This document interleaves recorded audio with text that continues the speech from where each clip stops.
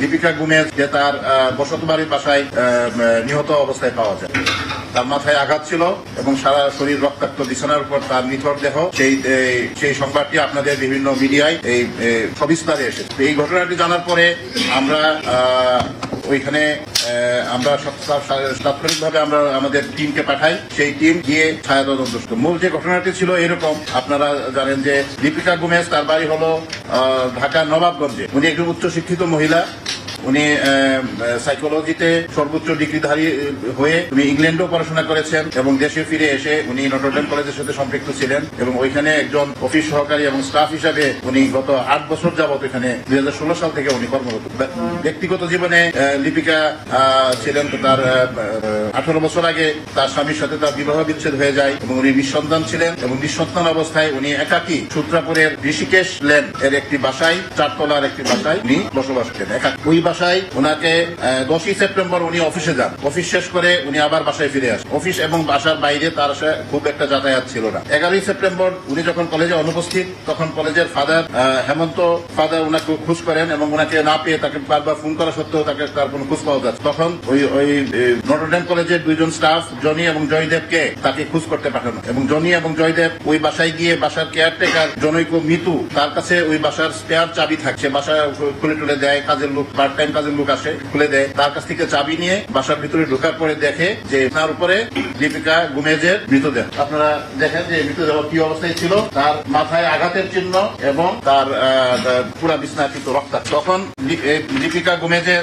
যে আত্মীয় স্বজন যারা ছিল, আপনারা জানেন যে লিপিকা গুমেজের বাবা নাই, তার মা অত্যন্ত বয়োবৃদ্ধ এবং লিপিকা গুমেজের এক ভাই আছেন। সেই ভাই আজকে এখানে উপস্থিত আছেন। উনি বারমুডা হলো আপনার ক্যারিবিয়ান আইল্যান্ডের একটা দ্বীপ রাষ্ট্র। সেই দ্বীপ রাষ্ট্রে উনি কর্মরত।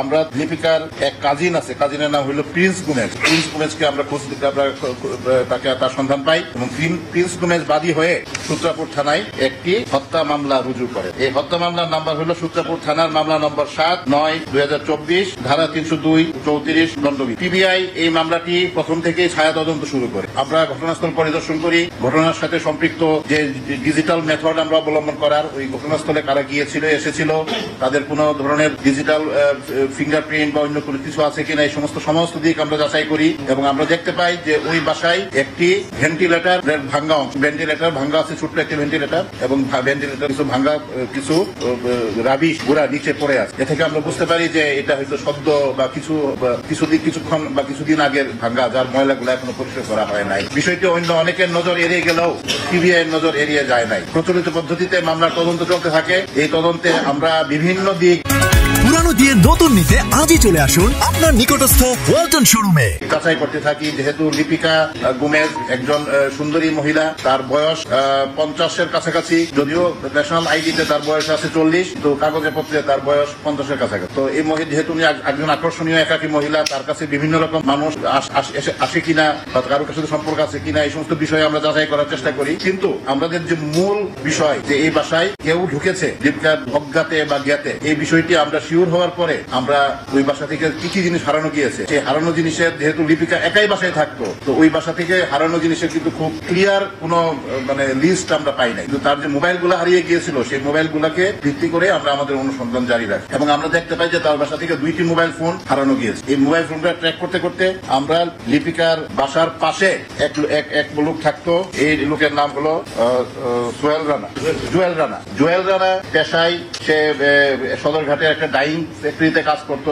স্পেসিফিক কোনো কাজ ছিল না। সে পাশের বাসার একটা চিলে কোঠায় তার পরিবার নিয়ে থাকতো এবং জুয়েল রানার এক বন্ধু, তার নাম হলো নজরুল। এই নজরুলও খুব আসলে ভালো কিছু কাজ করার মতো তার রেকর্ড ছিল না। এই 2 জনের সন্ধান আমরা পাই। তারা এই ফোনটা একসময় তাদের কাছে ছিল, তারপর তারা এই ফোনটাকে বিক্রি করেছে, আবার ফোনটা তাদের কাছে এসেছে। সুতরাং তাদেরকে সন্দেহের দৃষ্টিতে এনে আমরা তাদেরকে গ্রেফতার করি এবং তাদের কাছ থেকে আমরা পুরা ঘটনার ব্যাপারে একটা স্বীকারোক্তি পাই। তারা আমাদেরকে পুরা ঘটনার ব্যাপারে জানায় যে ঘটনার পিছনে মূল উদ্দেশ্য উদ্দেশ্য ছিল যে লিপিকা গুমেজকে তারা ভেবেছিল যে মহিলা একজন বড় মাপের চাকরি করে, একাকি, তার সন্তান নাই, সুতরাং নিশ্চয়ই তার এখানে অনেক টাকা পয়সা আছে তার বাসায়। এবং আজ থেকে 2 বছর আগে যখন লিপিকা গুমেজ তার বাসা চেঞ্জ করে এই বাসায় এসেছিল, তখন এই জুয়েল এবং নজরুল তাকে বাসা বদলাতে সাহায্য করেছে। সেভাবেও তাদের একটা কানেকশন ছিল। তারা তখন জুয়েল তার পরিবারকে বাসা থেকে অন্যত্র সরিয়ে দেয় এবং রাত্রেবেলা সে নজরুলকে ডেকে এনে তারা ওই বিল্ডিং থেকে পাশের বিল্ডিং এর ছাদে যায়, যে বিল্ডিং এ লিপিকা গুমেজ থাকতো। ওই বাসার ছাদ থেকে তারা একটা রশি বেঁধে ওইটা ঝুলিয়ে দেয় এবং ওই রশি দিয়ে নিচে নেমে এসে তারা স্ক্রুড্রাইভার দিয়ে খুঁচিয়ে ভেন্টিলেটরটাকে ভেঙে ফেলে। আপনারা ছবিতে দেখবেন যে নজরুল সে কিন্তু হালকা লিপলিপে সে এই ভেন্টিলেটর দিয়েই বাসার ভিতরে ঢুকে যায় এবং দরজা খুলে দিয়ে সে তার বন্ধু জুয়েলকে ডেকে আনে। ইতিমধ্যে হয়তোবা লিপিকা কোনো কারণে জেগে গিয়েছে বা কোনো শব্দ করেছে, সুতরাং তাদের হাতে ছিল সেই রড, পানির যে পাইপ, সেই পাইপ দিয়ে তারা তার মাথায় সজোরে আঘাত করে এবং তাকে বালিশ দিয়ে চাপ দিয়ে রেখে তার মৃত্যু নিশ্চিত করে।